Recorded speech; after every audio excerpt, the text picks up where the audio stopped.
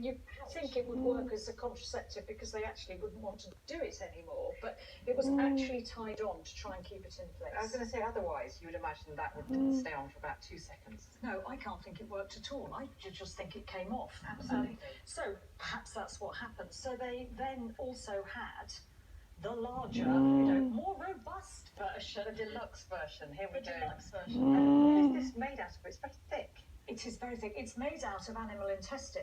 Sheep's intestine, cow's intestine. They pull them on, tie them at the top and pull them on. I hardly dare ask. Hey! Would it have been used as Jesus Christ, We dude. don't really know, but I would presume an upper class gentleman or the king would have a good supply. But people of lesser means, probably, yes, they would risk them out.